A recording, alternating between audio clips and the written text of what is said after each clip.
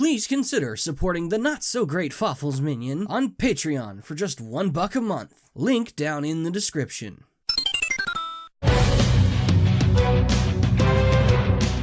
A type chart with over 18 elements to choose from, and my favorite's irony. This video series may be young, but my devotion for Nintendo's hottest couldn't be older. Or stronger. The laws of logic would swiftly forbid the omnipotent brand that is Pokemon from even breathing on a review format specialized in polarizing or obscure media. Logic? Oof, no thanks, I'm stuffed. I'm only on my 3rd Pokemon episode, though I gotta be honest, was not expecting this. The first mainline Pokemon title on Nintendo's pretty new money printer, and it's a remake of Pokemon Yellow? Sure, why not? Well, seems the vocal crowd had plenty of reasons to preach why not. Both pre-release and post-release of Pokemon Let's Go Pikachu and Eevee saw awkward fan reactions. Don't even get me started. Well, something's gotta. Time for the ever-epic switches. First, Pocket Monster Mash to deal its blessings and messings. Best shovel through the newest digs before Gen 8 launches. Stay home and chill, Dugtrio. My head'll do just fine. Forces of good, legions of bad. Which is more to be had? Opinion or fact? I'm on the attack. Your Game Freak is trying to learn HD. Shall a move be forgotten? My nature's bold, so you bet! For the first time in all of classical Pokemon, the visual prowess spans the glowing 1080p standard, 60 FPS and all. Look, I'm no slut for fidelity, I'm a happily taken man-bean, but to appreciate progression is a tune I simply must jam to. The 4th foray across the Kanto countryside is as stunning as ever, maintaining the trademark luster in its namesake art style, and embellishing every inch of our youth-defining playground, while also running key moments through a cinematic press. It remains seductively simple, low-res shadows notwithstanding, looking nice, without selling out to realism. Know it well, and rest with ease. Pokemon landed the HD jump, anime shockwaves and all. Clearly good Pokemon music's about as redundant as bad Watch Mojo videos, but even the 17,000th utterance of the fact won't make it any more or less true. Yes, of course Let's Go's soundtrack is good, but I'll remain reserved. The fanpy in the room that is Kanto's already been remade before harms it a wee bit. I do believe Fire Red and Leaf Green outperform it with the notable remixes, like the Gym Leader and Final Battle themes, but with tracks like the Standard Trainer Battle, Legendary Battle, and the vast majority of route and basic event pieces give an anime-esque scale. Come on, this sounds nice. I especially like Lavender Town's remix. It actually sounds more sad than creepy. Less fanfare given on account of every piece being remixes, but my ears are happy. Permission to squee? Say granted or I teach your rectum needle arm. Cause I guarantee resisting this cuteness is just as painful. Call him a sellout for whoring out the rat and the cat fox dog, but watering the root of what made them so popular to begin with exposes me as the soft marshmallow I truly am. Let's Go's portrayal of both Pikachu and Eevee are record-breaking cute. Everything from how they behave, sound, look, you can dress them, style their hair. Oh god, please refreeze my heart. Oh, what a little cutie! My big handsome boy looking fresh. Oh, for me? What did I do to deserve you? Even those that love Pokemon enough to spoon an anti-vax jinx in a McDonald's dumpster could comfortably spin for hours ranting about random encounters, turning would-be strolls through a plot-progressive cave into an endless round of hide-and-seek at the DMV with the flea kill me. Yeah, they're gone. Here, let me roll up this magazine. They're gone! A change that, honest to Arceus, impressed me. Let's Go's wild Pokemon are all encountered via player choice as they spawn and wander in real time. That's amazing. That's amazing! Sure, they can sometimes spawn right in front of you, but Do you realize you can surf at your own pace? You can skip the Zubats. Do you... Ah! Running with the theme of progressive changes, would you believe me if I told you there's no PC system in this game? Wait, that sounds terrible. How the hoochie am I gonna collect all the Pokemon? Take them all with you. Nope, still not kidding. Let's Go integrates a portable Pokemon storage through the pause menu itself. That's brilliance I didn't even know I wanted. You're telling me I can swap out and manage members of my team literally anywhere? I just cleaned my workspace. Here, take a +4 before my brain uses explosion. Someone needs to stick up for Trace, damn it. Looks like it has to be me. Replacing the petty douchebag that doesn't even respect his Pokemon, friend, or grandpa with the friendly but still competitive bro sits well with me for a few contextual reasons. Not only is Trace likable, he competes with you in a much more genuine way, strengthening his best friend's likewise passion in the name of personal growth and memories. It's much more appealing to me personally than a preppy dick that banks on people hating him to remain notable. Sure, Trace isn't entirely unique in his personality, but neither is Blue. And seeing Trace adopt the orphan Cubone and turn him into a champ, man, what a guy. Much better in my book. Wow, we're just unloading all the firsts, aren't we? Surreal to see a classical Pokemon game have co-op, but who's gonna complain? It's kinda simplistic and it makes the game incredibly easy, but playing with a buddy can never get old. If you're a super fan of the series like me, I highly recommend playing through with a curious rookie. It's a great time, and flexing your knowledge is stupidly gratifying.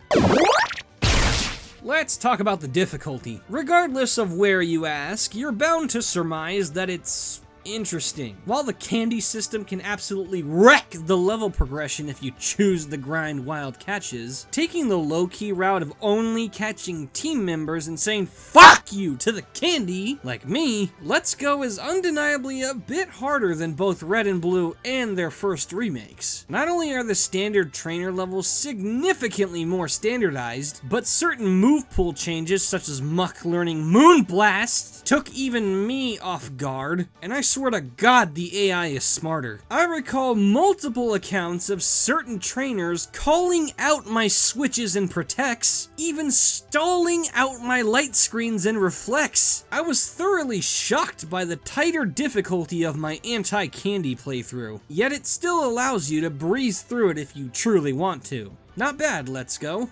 Not bad. Following up on the wing of charm, they finally listened to the pleas for more. After almost a decade of absence, following Pokemon return at last. And despite me not being one of those feverish requesters, I highly enjoy Let's Go's definitive spin on the mechanic. It's undeniably enjoyable to watch your favorite Pokemon follow you like a love-struck puppy, and any moment you take to check on them unearths a bonus supply of smiles. Oh my god, Bulbasaur, you're so cute! You can also ride the bigger ones, often increasing your movement speed and even lifting you off the ground. I love riding on Kangaskhan just to see Pikachu and Eevee chill with the baby in the pouch. So precious!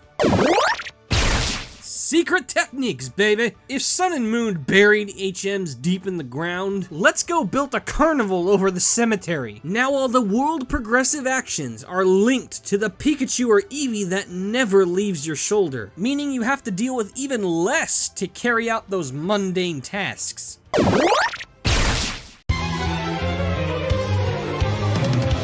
I knew right from the beginning something was wrong, and lo and behold, my greatest fear for Let's Go came to pass in the stupidest way possible. There's only Gen 1 Pokemon. Only Gen 1 Pokemon, despite being marketed along a game already up to Gen 4, despite being released at the end of Gen 7, and despite it being 2019! Look, guys, everybody on planet Earth has seen the first 151 a million times, whether they wanted to or not. There is no excuse in intentionally limiting the choices this hard. Yes, it's a remake of Yellow, but when the 15-year-old remake that preceded and the poorly optimized freeware you're banking on has more variety, I can't defend you. I would have loved to play through Kanto with my favorite Gen 4 and 5 Pokemon, but no! Nobody likes the newer ones. Crunch me, game!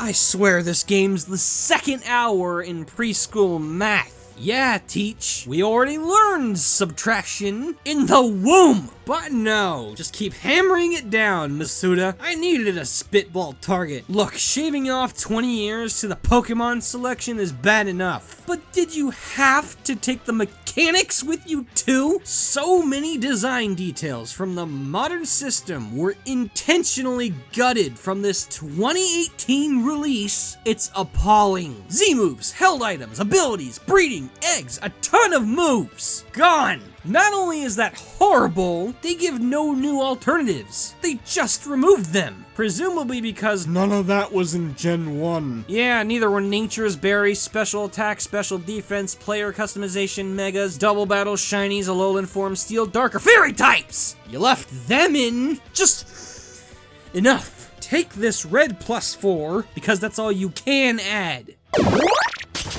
You thought I was done going on about subtraction? Oh man, strap in! Not only were the majority of modern mechanics abolished, several features, some even from Gen 1, went bye-bye. Day and night cycle, the bike, the game corner. Oh, come on! Now you've just lost it. I'm surprised I haven't. Thankfully, since writing this, Pokemon Home was announced, so you can transfer your catches to a real Pokemon game. Oh, come on! I'm getting real sick of this ban on options. Next thing you know, they're gonna get rid of controller options.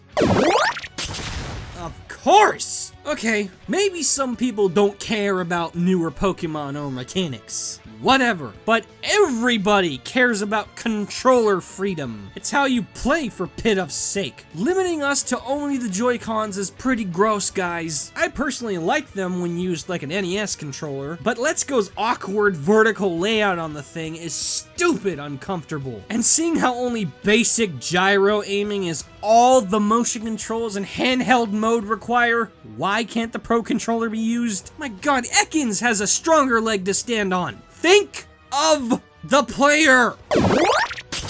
Yeah, as if all these limitations didn't suck muck already, they just had to force motion controls on us. Look, even after this craze laid down for its extended dirt nap, I still find enjoyment out of these controls nowadays. But only if they're optional and fluid. Let's Go's are neither. In docked mode, at least. The catching mechanics are incredibly inconsistent. Single Joy-Cons, or god forbid the Pokeball Pluses, leave a lot to be desired in regards to accuracy, as even when I'm dead center, ready the toss without movement, and diligently throw straight, it often curves, misses, and wastes my ball. Over and over and over! Super Mario Party is on this console. There's no excuse for the margin for error to be this fat. Just play in handheld mode.